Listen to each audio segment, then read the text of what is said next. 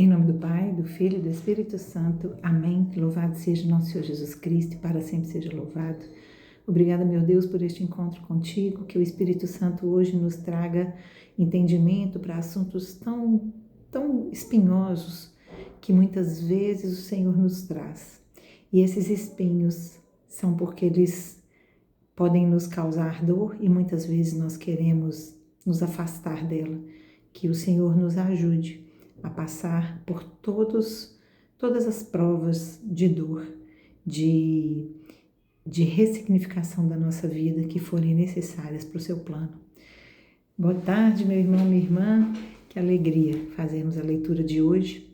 As leituras que a igreja hoje nos traz, nesse dia de São Maximiliano Maria Kolbe, mártir da igreja. A igreja nos traz, na primeira leitura, continuamos em Ezequiel, capítulo 16, do 1 ao 15, o 60 e o 63. O Salmo vai estar em Isaías 12, de 2 a 4 e de 5 a 6. E a resposta do Salmo é: acalmou-se a vossa ira e enfim me consolastes. Acalmou-se a vossa ira. Quando a palavra fala da ira de Deus, ele está falando do que Deus, como Deus reage ao nos ver pecando, né? E aí essa palavra às vezes pode desagradar a alguns, mas é sobre isso, é sobre como Deus fica quando nós pecamos. Então, acalmou-se a vossa ira e enfim me consolastes. O Evangelho vai estar em Mateus 19, do 3 ao 12.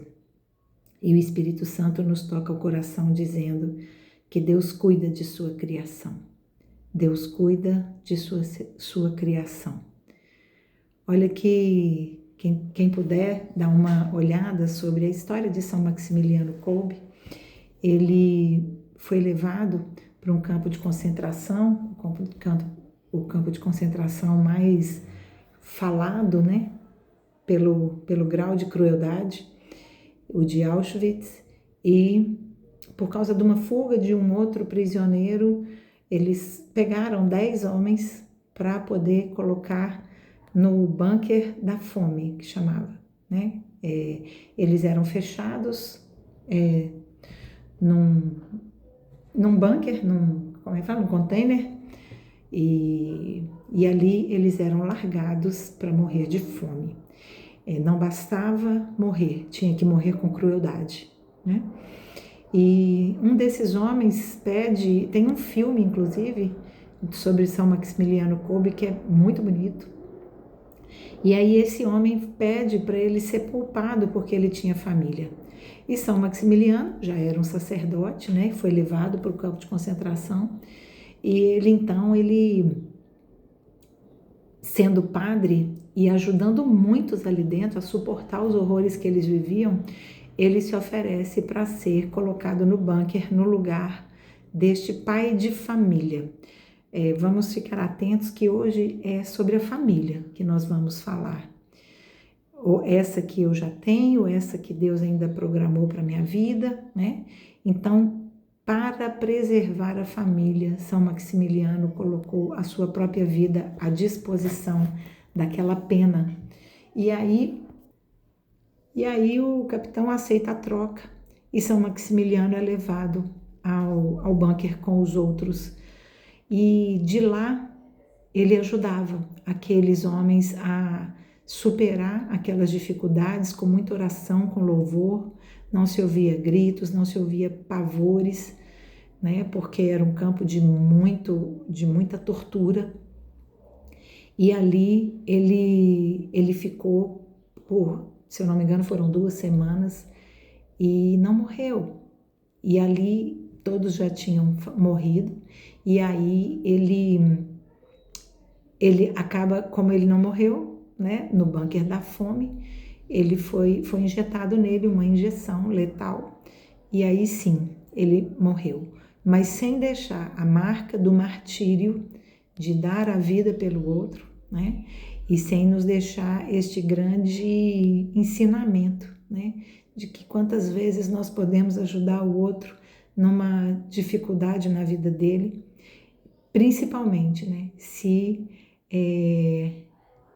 o que ele clamava era em prol da sua família. Então, a primeira leitura, então por que a gente está falando sobre isso, né? E é providencial que hoje seja o dia dele. Porque nós vamos falar do cuidado da família.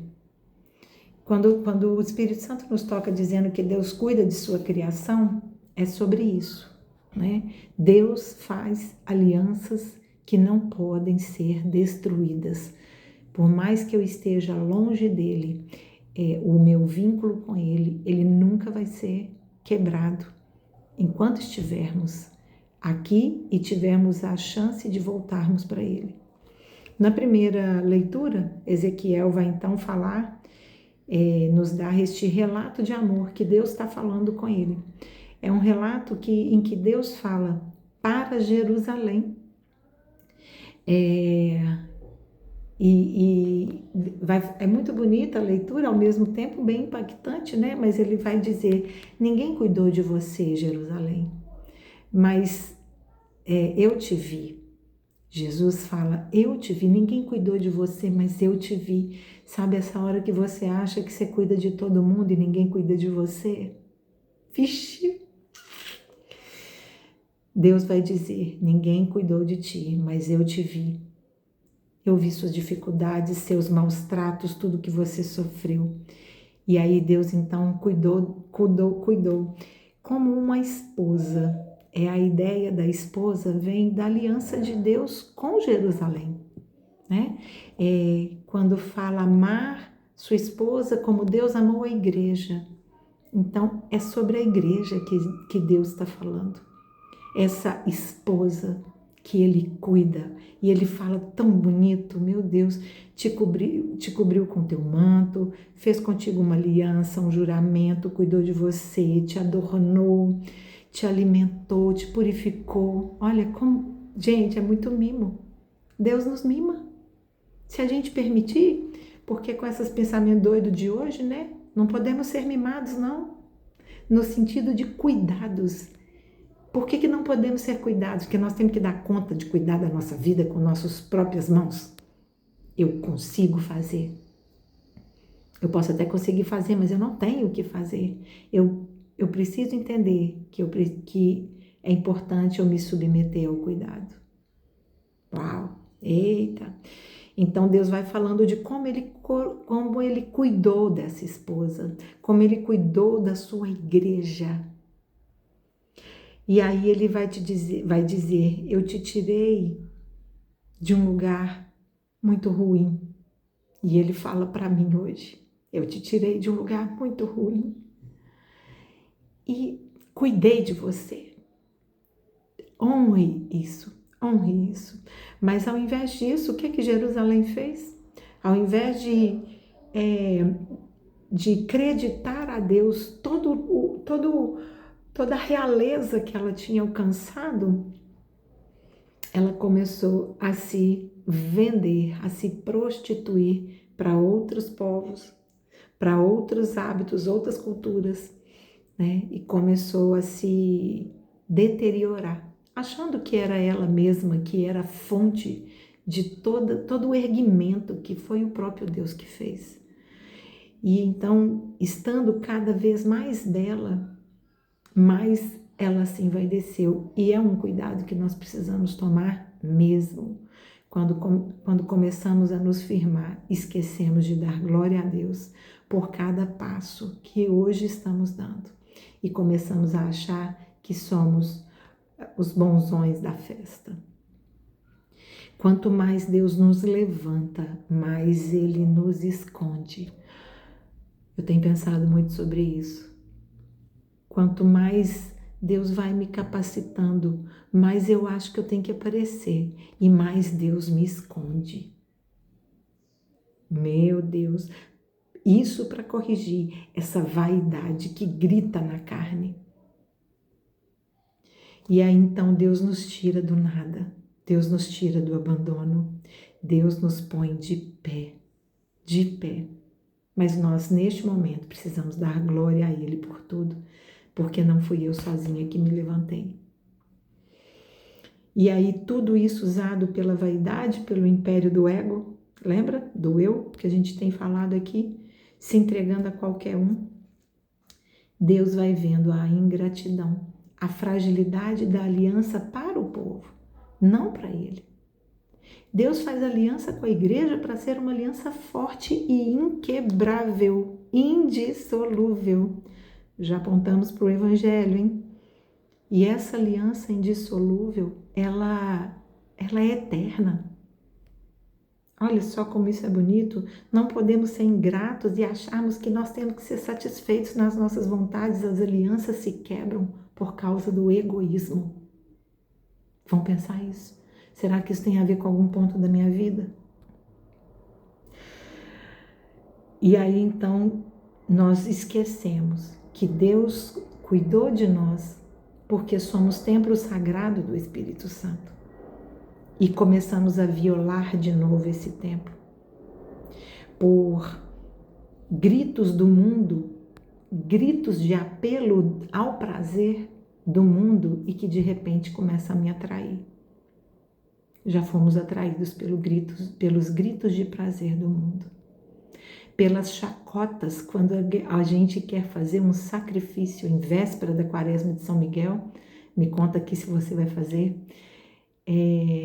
Quaresma que nos chama a um sacrifício, a penitências e a quebrar nossa carne para as nossas vontades fracas, vãs, passageiras, né?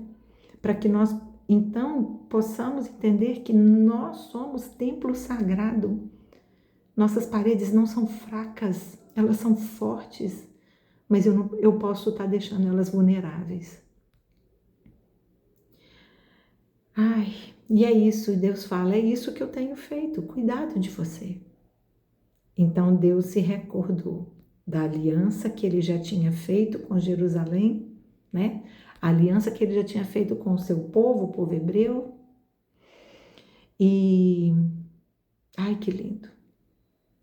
E diz que vai celebrar com este povo, com esta esposa, com esta igreja, que é Jerusalém e que hoje somos nós, igreja de Cristo, né? Ele vai celebrar conosco uma aliança eterna, tanto que ele nos manda Jesus depois, né? E o Novo Testamento, não, o Evangelho, ele vai falar daquela parte em que Jesus está pregando, né? E vai falar detalhes sobre o matrimônio, porque ele é provocado a dizer, uai, um homem pode... Uai, eles não falam não, né? Mineira que fala uai. É permitido rejeitar uma mulher por um motivo qualquer? Essa é uma pergunta que ela está laçada, né? Tanto na primeira leitura, como a gente já falou, é sobre uma aliança, né? Quanto na resposta do Salmo que diz, acalmou-se a ira e enfim me consolastes. Acabou aquela nossa rebeldia em que Deus se agita, né, para que a gente possa ser consolado e voltar para casa. Então, isso era perguntado porque no povo, especialmente do Antigo Testamento, né, se abandonava as mulheres por qualquer motivo, né, e o lugar da mulher não era um lugar confortável, favorável, né? Então, esse entendimento com Jesus, ele modifica. Ele vai falar assim, vocês não estão vendo o que já foi dito, né? O Criador nos fez, nos tornamos carne e nos unimos a alguém para tornarmos uma só carne. Eu não vou entrar na questão do matrimônio, mas eu quero entrar numa questão que eu acho que é até às vezes mais difícil. Deus mandou seu Filho encarnado por nós, para se juntar a nós. Então Deus quer que a nossa aliança com Ele faça que nós sejamos uma só carne com Jesus. Meu Deus, meu Deus. O convite a sermos uma só carne com Jesus é um convite a aceitarmos a aliança por completo. Por que aqui está falando do matrimônio?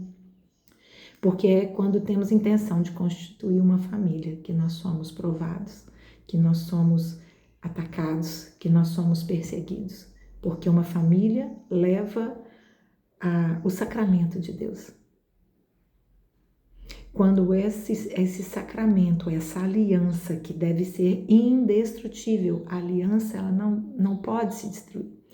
Quando essa aliança é quebrada, o mundo canta vitória. E muitas famílias se quebram porque os corações estão duros.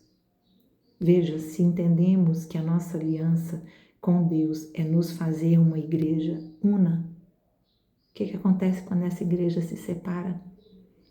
Quando se separam, né, do tronco, quando um galho cai do tronco, ele se separa e ele não vai viver por muito tempo. Porque a igreja de Jesus é uma igreja indestrutível. Essa aliança não se quebra. Quando a gente sai dessa aliança, a gente está fragilizado e sujeito a todas as intempéries do mundo. E o nosso coração muitas vezes não quer a cruz. A verdade é isso. A verdade é isso. Muitas vezes nos separamos das alianças que fazemos na nossa vida com Deus, com nossa família, com nossos filhos. Nós nos separamos porque não queremos a cruz que aquela aliança exige de nós. Meu Deus. E o que é adulterar? É largar essa aliança e fazer outra. Jesus fala, o homem adultera, a mulher adultera. Sim, é quando é mais ou menos como fazendo uma comparação com a idolatria. É quando eu abandono Deus e vou adorar outras coisas no lugar de Deus. Meu Deus, que palavra! Eu quis trazer um outro sentido para esse, um outro entendimento para esse evangelho, porque